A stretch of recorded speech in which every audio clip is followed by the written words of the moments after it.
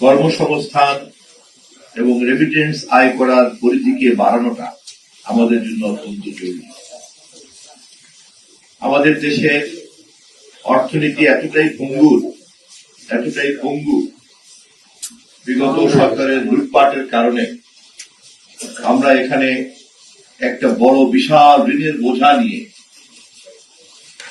জনগণের ভোটে নির্বাচিত হয়ে একটি ফ্যাসিবাদী সরকারের ধ্বংসযজ্ঞের উত্তরাধিকার হিসাবে রাষ্ট্র ক্ষমতা গ্রহণ করেছি জনগণকে সেবা দেওয়ার জন্য।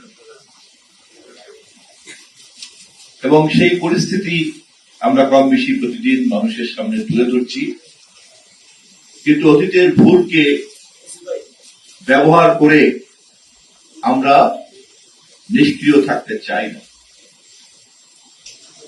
আমরা অতীতের ভুলগুলিকে চিহ্নিত করে সেখান থেকে শিক্ষা নিয়েই আমরা আমাদের ভবিষ্যৎ পরিকল্পনা নির্ধারণ করতে চাই। আমাদের সামনে এখন তিনটি বড় চ্যালেঞ্জ। সেটি হচ্ছে আমাদের এই ভঙ্গুর অর্থনীতিকে স্বনির্ভর করা, আমাদের দেশের আইন শৃঙ্খলা পরিস্থিতিকে আমাদের স্বাভাবিক পর্যায়ে নিয়ে আসা এবং আমাদের যে কাঙ্ক্ষিত এবং ঘোষিত প্রতিশ্রুতি অনুযায়ী রাজনৈতিক সংস্কারগুলিকে যথাযথভাবে সম্পন্ন করা। আমাদের সরকার, আমরা ইতিমধ্যে এই কাজে হাত দিয়েছি। মহান জাতীয় সংসদে সরকারি দল এবং বিরোধী দল আমরা এই বিষয়ে ঐকমত পোষণ করে এগিয়ে চলছি। আমাদের যদি অর্থনৈতিক এই সমস্যাটাকে গুরুত্ব দিতে হয়, তাহলে তার জন্য আমাদেরকে যে সমাধান বের করতে হবে, সেই সমাধানের একটি গুরুত্বপূর্ণ ক্ষেত্র হচ্ছে রেমিটেন্সের আয়ের পরিধি বাড়ানো। এবং সেই ক্ষেত্রেই সবার আগে বাংলাদেশের স্লোগানের সঙ্গে আজকের এই আয়োজনের একটা বিশেষ সম্পর্ক রয়েছে। আমাদের দেশের বৈদেশিক মুদ্রা অর্জনের মূলত জায়গা হচ্ছে দুটি। একটি হচ্ছে আমরা আমাদের রেডিমেড গার্মেন্ট সহ অন্যান্য বেশ কিছু উপাদানকে রপ্তানি করে আমরা যে রপ্তানি আয়টা করি, প্রায় 40-42 বিলিয়ন ডলারের মতো আমরা এখানে আয় করি, অথবা আরো বেশি গড়ে তাই দাঁড়ায়। আর রেমিটেন্স থেকে আমরা যেটা আয় করি প্রায় 20 বিলিয়ন ডলারের মতো, গত বছর একটু বেড়েছে। আমরা যদি একটু গভীর মনোযোগের সঙ্গে খেয়াল করি, এই দুইটি বাদে আমাদের কিন্তু বৈদেশিক মুদ্রা উপার্জনের আর কোন ক্ষেত্র নাই। অথচ আমাদের দেশের অর্থনীতি হচ্ছে আমদানি নির্ভর। আমদানি করতে চাইলে আমাদের কিন্তু বৈদেশিক মুদ্রা লাগবে। তাহলে বৈদেশিক মুদ্রা যদি আমাদের উপার্জনকে বাড়াতে হয়, তাহলে আমাদের এই দুটো জায়গাতেই পরিধি বাড়াতে হবে।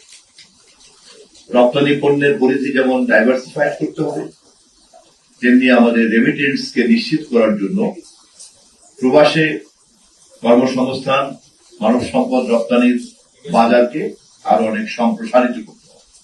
যদি আজকে কুয়াকাটা বা আমাদের কাকসুর বাজারে এমন পরিবেশ তৈরি হয় যে হলিডে করতে বিদেশ থেকে সবাই আসবেন এবং বৈদেশিক মুদ্রা এখানে খরচ করবেন, যদি সেরকম অবকাঠামো তৈরি করা যায়, তাহলে এটা আরেকটা ক্ষেত্র হতে পারে আমাদের বৈদেশিক মুদ্রা উপার্জন।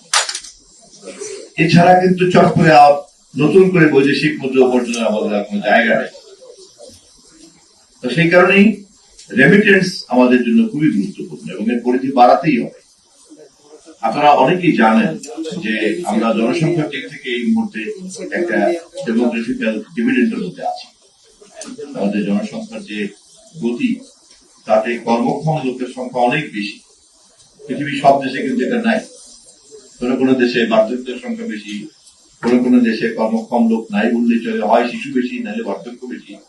কিন্তু আমরা এখন এমন একটা জায়গাতে আছি যে আমরা আমাদের ডেমোগ্রাফিক্যাল ডিভিডেন্ডের জায়গাতে আছি। একটা বড় অংশের কর্মক্ষম জনগোষ্ঠী আমাদের আছে।